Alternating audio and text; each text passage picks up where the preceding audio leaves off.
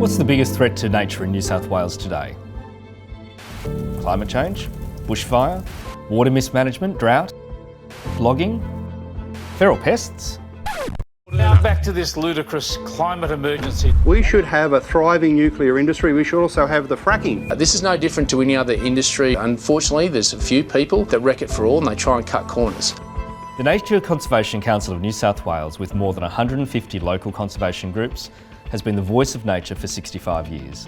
But that voice is being drowned out by the paid megaphones of vested interests who believe nature's only value is the money they can squeeze out of it. For 65 years, we've been fighting to end logging in our most precious forests, protect our rare and wonderful native species, preserve river flows and maintain biodiversity, and dramatically reduce greenhouse gas emissions and tackle global heating head-on. But our opponents have very deep pockets. We should approach climate change with great scepticism. This global warming hoax. I'm not going to allow the climate change debate trump the issue around hazard reduction. This is coal. Don't be afraid. Don't be scared. Any bloody greenie, let's be out there. This is the time that people want to talk about climate change. They are a bloody disgrace. They've whipped up a culture war that now permeates public discussion about nature. If this climate change is happening, it's not because man-made is causing it to happen.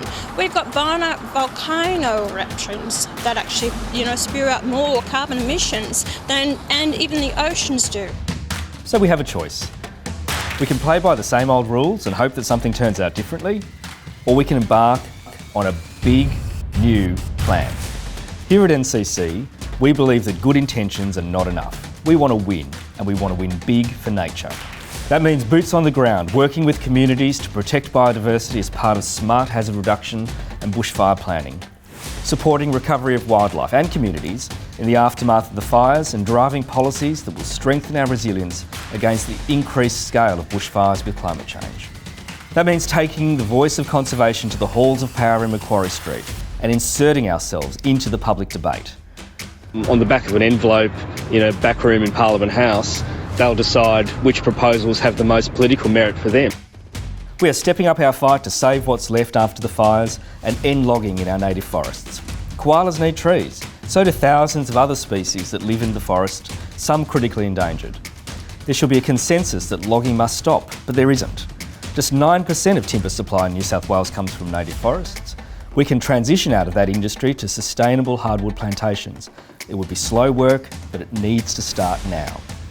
We can continue to meet genuine timber supply needs and maintain good, safe, secure and well-paid jobs in timber communities.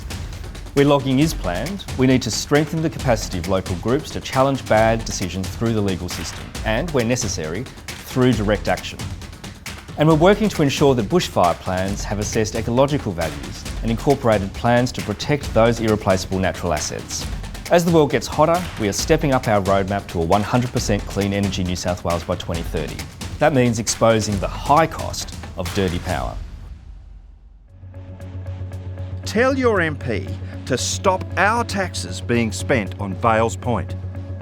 Between air pollution and taxpayer subsidies, the public support for coal power in New South Wales is rapidly vanishing. We want to speed that up by telling the story of dirty power in this state. Suggesting that you're going to transition away from coal with gas is like transitioning away from cigarettes with cigars. It's not necessary, it's dirty and it's really expensive. But there's also a lot to be hopeful about. We want to change the debate away from what climate action might cost towards the extraordinary opportunities we could be tapping into. Sunshine in the west, wind in the north, south and central west, pumped hydro and green hydrogen. The Murray-Darling Basin is the lifeblood of New South Wales, but mismanagement, greed and sometimes straight-out theft have left the river dry. There are just too many straws in the glass. We want to work with communities, farmers and fishers to fix the basin plan so that our inland can thrive, people and nature alike. But all of our work is a battle for hearts and minds. Issues come and go, but we are building a constituency for nature across New South Wales. We want to take our network of 60,000 conservationists across the state and turn it into a formidable force of 600,000. Highly skilled, highly strategic, well organised leaders for protecting nature in New South Wales. We're ramping up our organising program so that we can reach out to communities that have not traditionally been part of the conservation movement. We're building alliances with new organisations, from farmers to coal regions, from timber workers to migrant communities. Learning from the wisdom of our Aboriginal brothers and sisters who've lived with this land from time immemorial and standing in solidarity with their struggle for justice. We want to reimagine the relationship the people of New South Wales have with the land, air, water, animals and ecosystem we live within. We don't want our kids to learn about nature in their history books. The fight for nature in New South Wales steps up now. We want to change the debate and win it. Can we count you in?